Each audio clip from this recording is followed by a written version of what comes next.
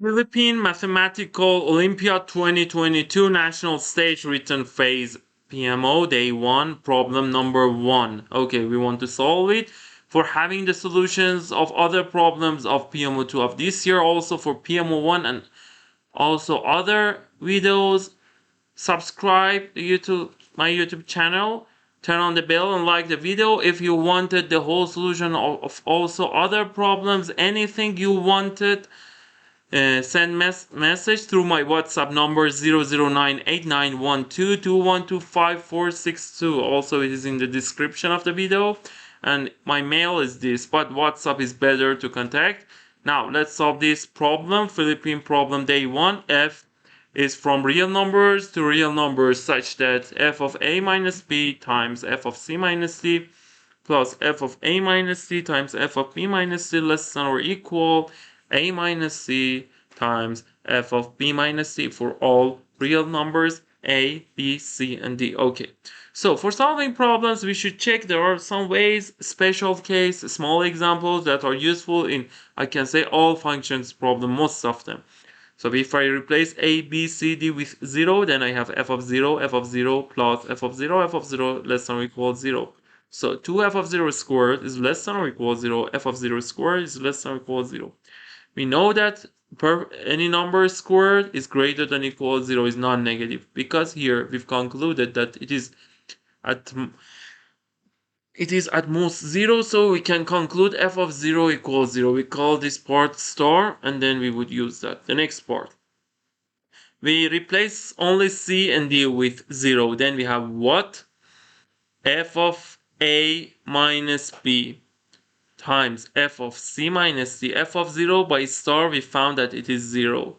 So let me call by star that f of 0 is 0. So it would be 0. The next one, f of a minus d is 0. So f of a times f of c is 0. F of b less than or equal, since c is 0, it would be a. And since d is 0, f of b. Now, if we have one b1, if there exists b1 and b2 such that for one b1, f of that is positive, f of the b2 is negative. So it means that if we have both f for some variables negative and also positive, so if we replace b with b1 and in the next inequality b2, so we have f of a, f of b1 less than or equal a f of b1. Also for b2, similarly we can replace. Now if we divide by f of b1, since f of b1 is positive, so it would be the sign won't change, so f of a less than or equal a. Now if we write for b2 and then divide by f of b2, then because f of b2 is negative, sign would change and f of a would be greater than equal a.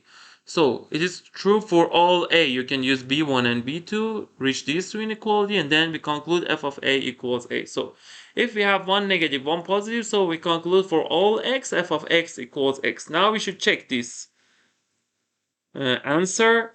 If we replace f of x with x, a minus b, f of a minus b we replace with a minus b, and this one c minus c, this one a minus c, this one b minus c, less than or equal a minus c and b minus c. So it's equivalent to this. It's equivalent if we expand ac minus ad minus bc plus bd.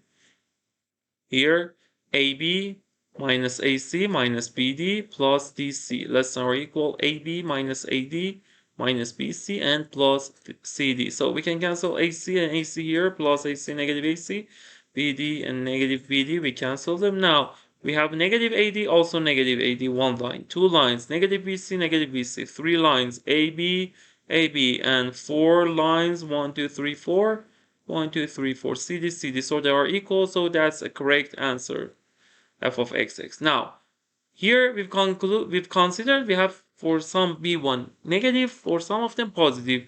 So otherwise we can conclude for all x, f of x is less than or equal 0, or for all x, f of x is greater than or equal 0. And we want to prove that the only case in these two cases that are possible is that f of x equals 0 for all x. Let's check. Because let's at first consider, for example, this f of x less than or equals 0. So it would be non-positive times non-positive. So it would be, if one of them is 0, it would be 0. If both of them are negative, so negative times negative, positive. Also, for f of x greater than equals 0, both of them are greater than equals 0, so the product is at least 0. So negative negative is positive, positive positive is positive. If one of them is 0, it would be 0. So this product is always greater than equals 0.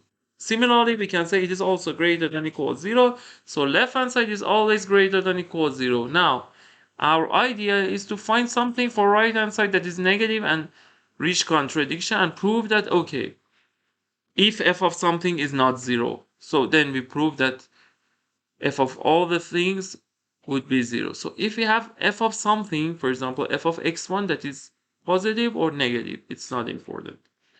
So here I replace b minus d with x1. I can say b x1 d0 and also this one negative. So a0 c1.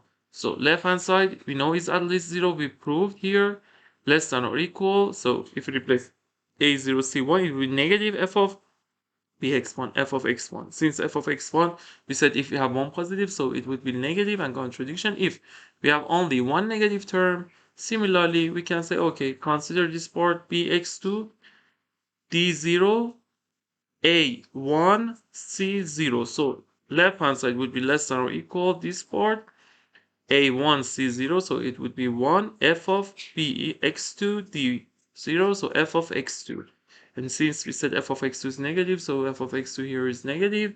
So we've reached contradiction in both cases. If we have, if there exists x, that f of x is not 0, in both cases we've reached contradiction. So the only case that is possible in this part is that all f have to be 0. So for all x, f of x equals 0, and if we check, it will be 0, 0, 0, 0, less than or equals 0. So 0 less than or equals 0 is correct.